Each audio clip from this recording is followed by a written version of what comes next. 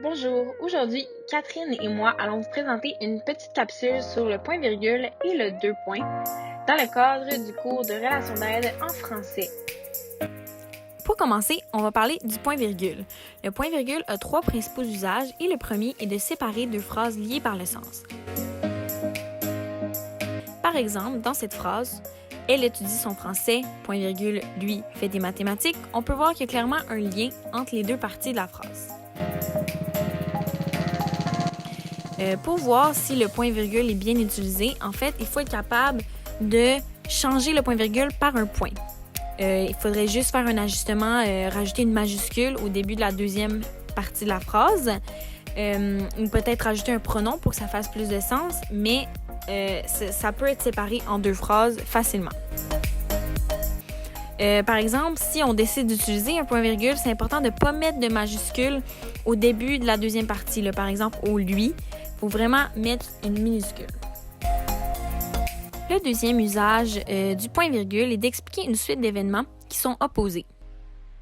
Donc, ça ressemble un peu au premier usage, mais ici, c'est vraiment une opposition. Par exemple, la petite fille avait peur du chien, point-virgule, le petit garçon s'amusait avec lui.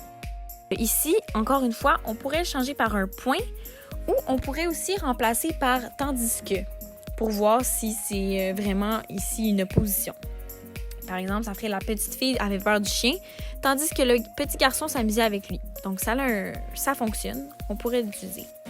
Encore une fois, c'est important de ne pas mettre de majuscule, par exemple ici au « le », parce que c'est vraiment une phrase, donc ça n'en a pas besoin. Finalement, le troisième usage du point-virgule sert à faire une énumération de différents aspects ou sous-groupes. Donc, faire une énumération, mais pas de termes simples. Vraiment, on l'utilise plus souvent quand c'est vraiment des sous-groupes, des aspects, des groupes de mots. Par exemple, dans le règne animal, il y a des mammifères comme le lion, la girafe, le renard, point-virgule, des oiseaux comme la pie, le cardinal, le héron, point-virgule, des reptiles comme le lézard, le serpent, l'alligator. Ensuite, on va vous présenter le deux points.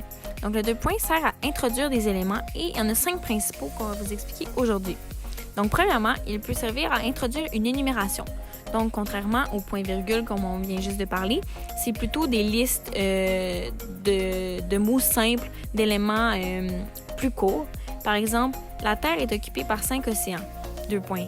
L'océan Atlantique, l'océan Pacifique, l'océan Indien, l'océan Antarctique et l'océan Arctique. Ça peut être sous forme de phrase ou de liste avec des points. Puis, il faut éviter de le mettre après un verbe être. Ensuite, le deux points sert à introduire une explication ou une cause. Par exemple, la jeune recrue a été renvoyée hier, deux points, elle était trop souvent absente. On voit ici que la deuxième partie de la phrase explique l'événement qui est décrit dans la première partie. Pour voir si c'est le bon usage, on pourrait remplacer par « car » ou « parce que ». Le troisième usage sert à introduire une conséquence. Donc, par exemple, la situation devenait insupportable, deux points, j'ai démissionné. Donc, c'est un effet de cause-conséquence. Puis, pour voir si c'est le bon usage, on pourrait remplacer par donc. Le quatrième usage du deux points sert à introduire une synthèse ou une conclusion. Par exemple, j'aime les bananes, les fraises, les pommes, deux points, les fruits. Donc, on voit que ça vient comme conclure la partie de la phrase, comme rassembler tout ça en un point commun. On pourrait le remplacer par « en bref » pour voir si on a le bon usage. Le dernier usage du deux points sert à introduire une citation. Donc, tout le monde ici l'a déjà utilisé. Par exemple, la mère de la chanteuse a révélé, deux points, ouvre les guillemets, « Je suis tellement fière de ma fille, ferme les guillemets ». C'est juste important que la première partie de la phrase qui introduit la citation ait un lien avec la phrase. Donc, il faut que la citation s'intègre bien dans le reste de la phrase pour pouvoir utiliser un deux points. Finalement, il y a quelque chose qui est important à retenir qu'il ne faut pas faire. En fait, il ne faut jamais introduire une énumération complément de verbe avec un deux points. Par exemple, un exemple à ne pas faire. Dans sa jeunesse, il a fait, deux points, du vélo, de la natation et du ski.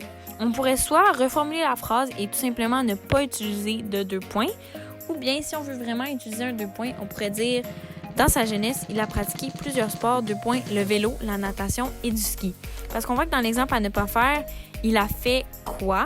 L'énumération complète le verbe « fait », tandis que dans l'exemple à faire, là, c'est pas un complément du verbe.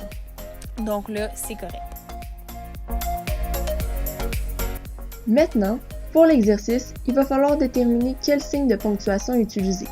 Pour commencer, il faut bien saisir le sens de la phrase et déterminer s'il s'agit de 2 groupes de mots qui ont un lien ensemble mais qui peuvent facilement être divisés en 2 phrases distinctes.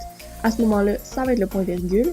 Ou si au contraire, c'est un groupe de mots qui en introduit un autre et qui se sépare difficilement en 2 phrases sans manquer de sens grammaticalement. À ce moment-là, il va s'agir du 2 points.